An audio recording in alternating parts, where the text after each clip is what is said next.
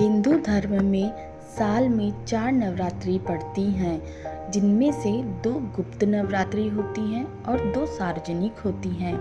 धार्मिक मान्यताओं के अनुसार गुप्त नवरात्रि में 10 महाविद्याओं की पूजा अर्चना की जाती है, जिसमें तंत्र विद्या का विशेष महत्व होता है।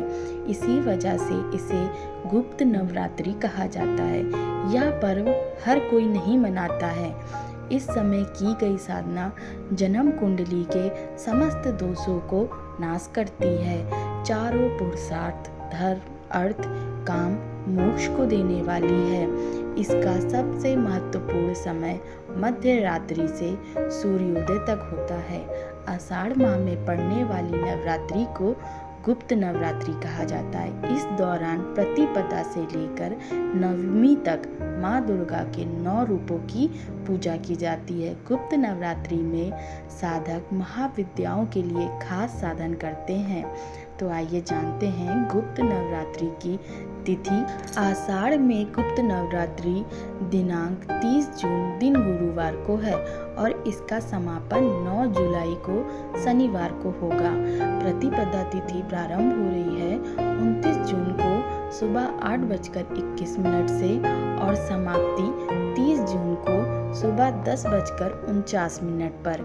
गुप्त नवरात्रि के लिए शुभ मुहूर्त है। अभिजीत मुहूर्त पड़ रहा है 30 जून को सुबह 11:57 से 12:53 तक। घट स्थापना के लिए मुहूर्त है 30 जून 2022 को सुबह 5:26 से 6:43 तक। गुप्त नवरात्रि में माँ दुर्गा की पूजा के अलावा 10 महाविद्या काली, तारा, सोरसी, भुवनेश्वरी, भैरवी, छिन्नमस्ता, धूमावती, बगलामुखी, मातंगी और माँ कमला की पूजा होती है।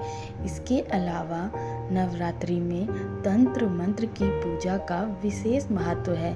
आषाढ़ नवरात्रि आषाढ़ मास की प्रतिपदा से 10वीं तिथि तक मनाई जाती है। गुप्त नवरात्रि के इन 9 दिनों की अवधि में भक्त पूरे समर्पण के साथ देवी दुर्गा की पूजा करते हैं। भक्त सुबह जल्दी उठते हैं और 9 दिनों में प्रत्येक दिन देवी दुर्गा के विभिन्न रूपों की पूजा की जाती है।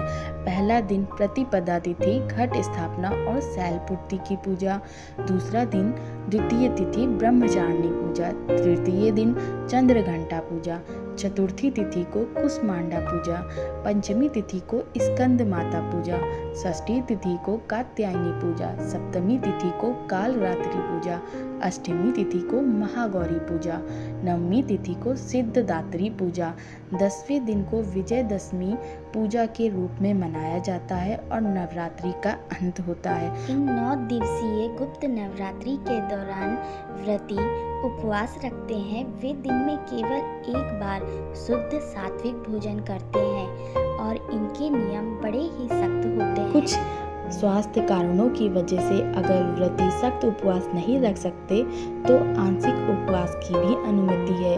इस दौरान फल और दूध के साथ फलाहार खाना खाने की भी अनुमति है।